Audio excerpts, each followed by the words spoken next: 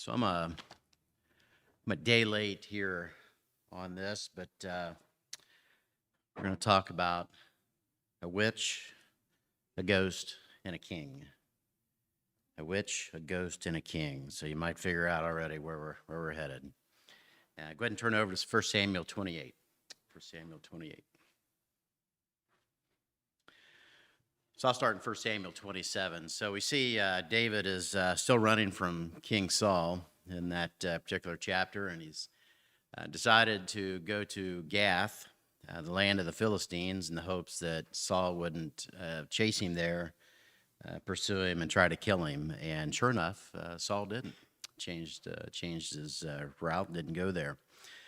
So David's there for a little while, and while there, the Philistines decide to gather up in 1 Samuel 28, an army, and then now come after Israel. And this is very concerning to King Saul then at this point, and he's going to try to do something about it. So we'll pick it up in 1 Samuel 28. Let's just start from verse 1 here. It says, "Now it happened in those days that the Philistines gathered their armies together for war to fight with Israel. And Achish said to David, 'You assuredly know that you will go out with me to battle, you and your men.' And David said to Achish, 'Surely you know what your servant can do.' And Achish said to David, 'Therefore I will make you one of my chief guardians forever.'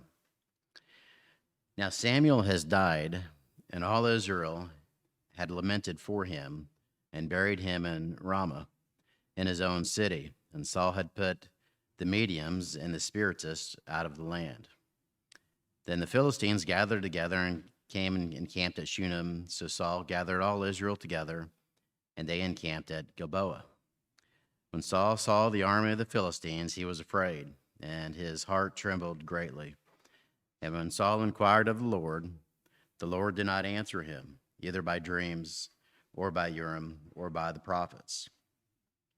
Then Saul said to his servants, 'Find me a woman who is a medium, that I may go to her and inquire of her.'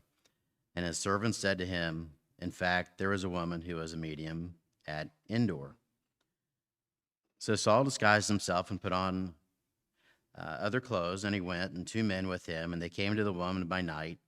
And he said, 'Please conduct a seance for me, and bring up for me the one I shall name to you.' Then the woman said to him, 'Look, you know what Saul has done, how he has cut off the mediums and the spiritists from the land. Why then do you lay a snare for my life to cause me to die?' And Saul swore to her by the Lord, saying, 'As the Lord lives, no punishment shall come upon you for this thing.' Then the woman said, 'Whom shall I bring up for you?' And he said, 'Bring up Samuel for me.' When the woman saw Samuel, she screamed. Actually, it says she cried. She cried out with a loud voice, and the woman spoke to Saul, saying, 'Why have you deceived me? For you are Saul.' And the king said to her, 'Do not be afraid. What did you see?' And the woman said to Saul, 'I saw a spirit ascending out of the earth.' So he said to her, 'What is his form?' And she said, 'An old man is coming up, and he is covered with a mantle.' And Saul perceived that it was Samuel, and he stooped with his face to the ground and bowed down. Now Samuel said to Saul, 'Why have you disturbed me by bringing me up?' And Saul answered, 'Well, I'm in trouble. I'm deeply distressed, for the Philistines make war against me, and God has departed from me and does not answer me any more, neither by the prophets nor by dreams. Therefore I have called you, that you may reveal to me what I should do.' And Samuel said, 'Why then do you ask me, seeing the Lord has departed from me and has become your enemy? And the Lord has done for himself as he spoke by me, for the Lord has torn the kingdom out of your hand and given it to your neighbor, namely David.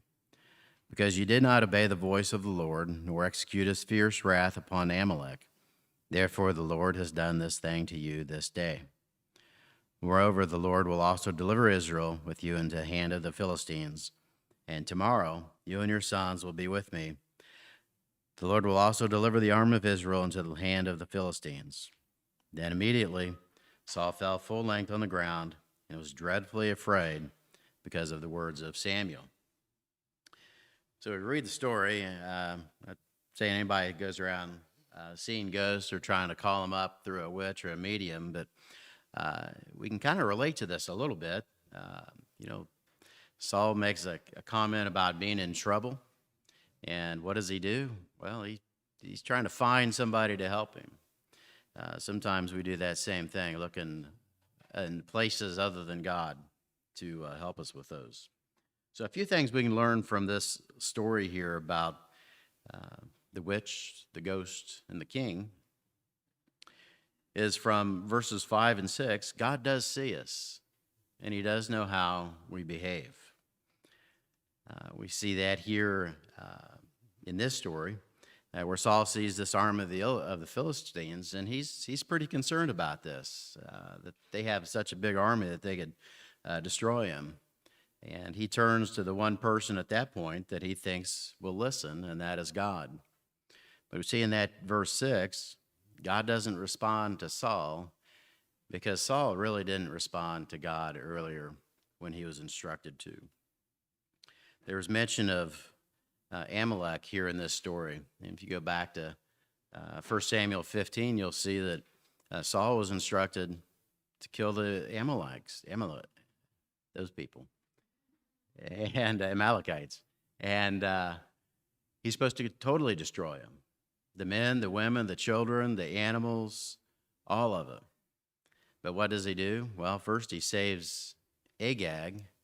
He saves another group of people. And then when he's called out about that by Samuel, what does he end up doing? He says, the people did that. That wasn't me. That was somebody else. So he doesn't take responsibility for his actions. God has a long memory, doesn't he? He remembers this now as Saul calls upon him to try to save Saul and Israel from the Philistines.